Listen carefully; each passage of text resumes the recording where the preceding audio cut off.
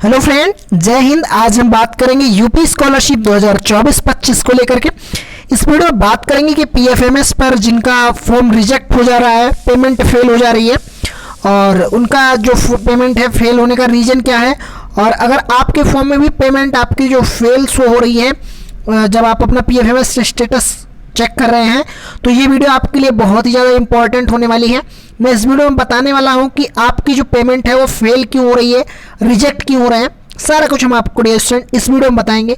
But उससे पहले आपको बताएं कि अगर आप इस चैनल पर नए हैं तो चैनल को सब्सक्राइब कर दीजिए, वीडियो को लाइक एंड शेयर कर दीजिए, जिससे आने वाली हर एक वीडियो आपको टाइमली मिलती रहे।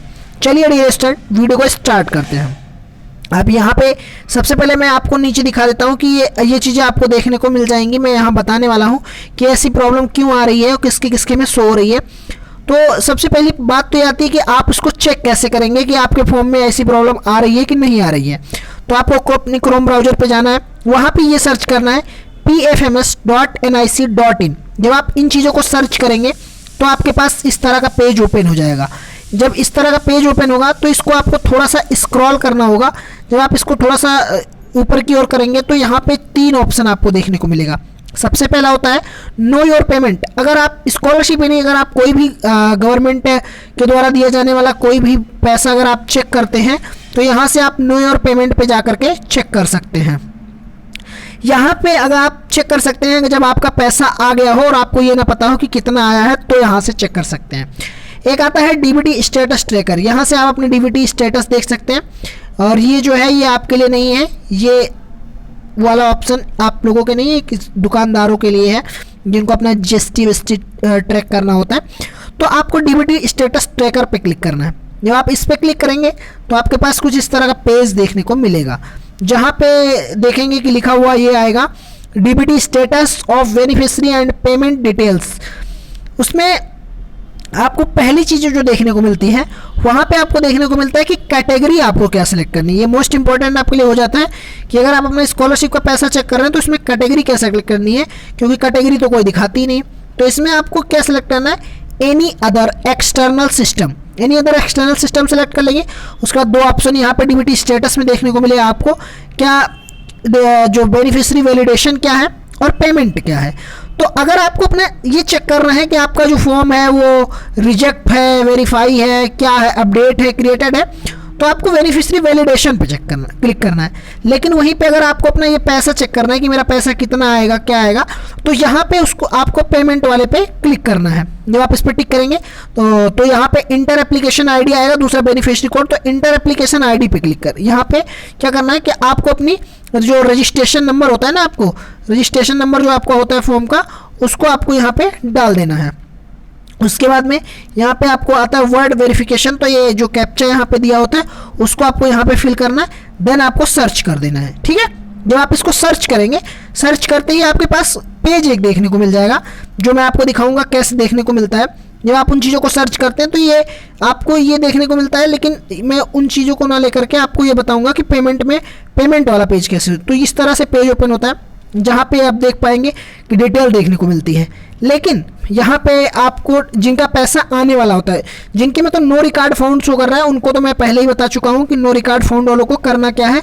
नो रिकॉर्ड फाउंड, अगर आप में नो रिकॉर्ड फाउंड शो कर रहा है तो इसके लिए मैं पहले से बता चुका हूँ आपको कि करना क्या होता है, क्या क्यों शो होता है। लेकिन अगर आप में पीएफएमएस डिटेल्स होती है पेमेंट की, तो उसको मैं भी बताऊंगा। बट उससे पहले मैं बताऊं कि अगर आप बेनिफिशियरी वैलिडेशन चेक करते हैं, जो बेनिफिशियरी वैलिडेशन यहाँ पे डाल के चेक करते हैं, तो ये देखने को मिलता है कि आपका जो फॉर्म है वो वैलिडेटेड है, अपडेटेड है।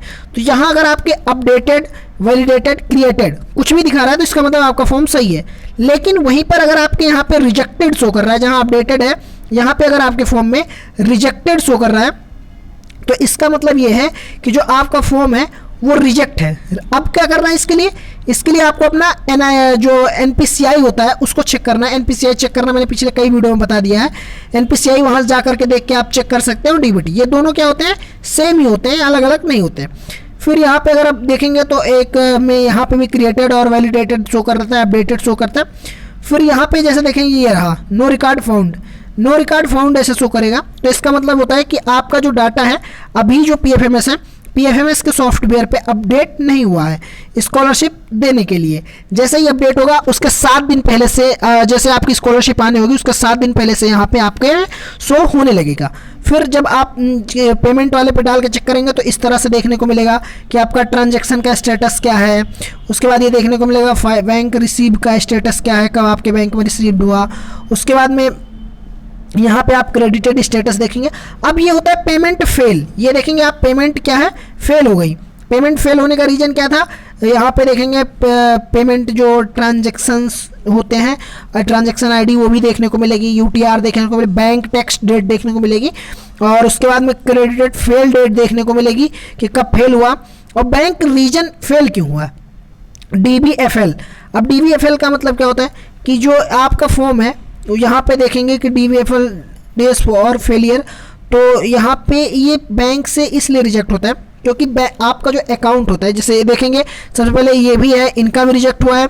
वहीं पे देखेंगे तो आप एक स्टूडेंट है हमारे, जैसे इतना डाटा आपको शो करेगा यहाँ पे वैलिडेटेड, अपडेटेड और पेमेंट फेल वाले में देखने को मिलेगा कि पेमेंट आपकी फेल है, तो वहाँ पे आपके में ये ऐसे देखने को मिल जाएगा। इनके में भी देखेंगे तो DBFL करके शो हो रहा है। इसका मतलब क्या होता है, ऐसे एक ऐसे हैं यहाँ पे, ये भी देखेंगे इनके में भी यही चीज़ें शो हो रही हैं। तो इन सब चीज़ों का मतलब ये होता है कि आपका जो बैंक अकाउंट है, जैसे आपने किसी बैंक में अकाउंट ओपन करवाया, ठीक है, आपने किसी बैंक में अपना अकाउंट ओपन करवाया, वहाँ पे आप अकाउंट ओपन कराते टाइम एक ट्रांजैक्शन लिमिट होती है कि आप 24 घंटे के अंदर अंदर केवल इतना अमाउंट रिसीव कर सकते हैं या इतना अमाउंट ही भेज सकते हैं। क्या होती है, 24 घंटे की आपकी लिमिट होती है। तो अगर आपके बैंक में लिमिट जो है वो जैसे मान लीजिए इस वजह से आता है कि जितना अमाउंट आपके बैंक अकाउंट में आना है, ठीक है, जितना अमाउंट आपके बैंक अकाउंट में आना है उससे कहीं ये ज़्यादा अमाउंट आपके बैंक अकाउंट में आ गया, इस वजह से ये फेल हो गया। अब फेल हो गया तो क्या करना है, फेल हो गया तो आपको क्या करना है अभी मैं बताने वाला हूँ। देखिए एक मैं ऐसा देख ही लिया आप लोग, अब मैं बता ही देता हूँ। अगर रिजेक्टेड हो रहा है ऐसा तो आपको NPCI चेक कर लेना है। NPCI और DBT एक्टिव हो तो ये जितना भी आपको इस तरह की प्रॉब्लम दिख रही है ना, ये इतनी ज़्यादा तुम्हें ये कोई बहुत बड़ी प्रॉब्लम नहीं है, अपने आप सही हो जाएगी या सही होगी नहीं होगी, आपकी स्कॉलरशिप आ जाएगी अगर आपके NPCI और DBT एक्टिव होगी तो। अब यहाँ पे ये आता है कि जिनके में DBFL क्या DBFL ऐसे शो हो रहा है उनको क्या करना है। तो देखिए सबसे पहले आपको NPCI मैपिंग अनिवार्य है और सीडिंग ना होने पर छात्र को अपूर्ण माना जाएगा। ये कहा जा रहा है कि आपकी NPCI और DBT एक्टिव होनी चाहिए। अपने छात्र सीधे बैंक अकाउंट को संचालित रखें, न्यूनतम बैलेंस बनाए रखें, धनराशि आने की अधिकतम लिमिट ना लगी हो और 3 माह के अंदर खाते में ट्रांजैक्शन अनिवार्य हो। अब यहाँ पे ये आपको कहा गया कि जो आपका अकाउंट है, बैंक अकाउंट जो जिसमें आपका जिस बैंक में आपका क्या है अकाउंट है, उसमें जा कर के आपको पता करना है अगर ऐसी प्रॉब्लम आई है कि आपके अकाउंट में जो है वो एक दिन में अमाउंट इतना अमाउंट आएगा, उसकी कोई लिमिट तो नहीं लगी है। अगर वो लिमिट आपके अकाउंट में लगी हुई है तो आपको उसको क्या करना है, इंक्रीज करवा देना है। अब लोगों का कहना है कि कितनी स्कॉलरशिप, जैसे आप बीटेक कर रहे हैं मान लीजिए और आपके अकाउंट में ये लगा हुआ है कि 24 घंटे में आपके में 24 आवर में आपके केवल और केवल 50,000 रुपये आ सकते हैं, ठीक है, 50,000 रुपये आ सकते हैं और आपकी स्कॉलरशिप जो है वो आनी है 56,000 रुपये, ठीक है। मान लीजिए आपकी स्कॉलरशिप 56,000 आनी है तो आपके फॉर्म में क्या शो होने लगेगा, DBFL ये चीज़ें आपके फॉर्म में शो होने लगेंगी, ठीक है। तो इसके लिए आपको यही चीज़ें करना है, बनाए रखना है कि DBFL क्यों, मतलब आपको अकाउंट में जाना है, अपने अकाउंट में अपनी अकाउंट की लिमिट चेक करवा लेनी है और अपने आधार से एक बार जमा कर देना है और एक बार निकाल लेना है, जिससे क्या हो कि कोई प्रॉब्लम ना हो और आपका पैसा जो है आसानी से आपके अकाउंट में आ जाए। अगर ऐसी प्रॉब्लम आ रही है तो आपको अपने अकाउंट की लिमिट इंक्रीज करवा करके आपको DWO ऑफिस चले जाना है, वहाँ पे अपनी पूरी की पूरी प्रॉब्लम बता देनी है। अभी आपके पास 17 मार्च तक टाइम है कि आपका फॉर्म सही हो जाएगा। तो इसके लिए आपको अपना चेक करके चले जाना है वहाँ पे और बता देना है, क्योंकि 17 मार्च जो है वो इसका वेरिफिकेशन का लास्ट डेट है।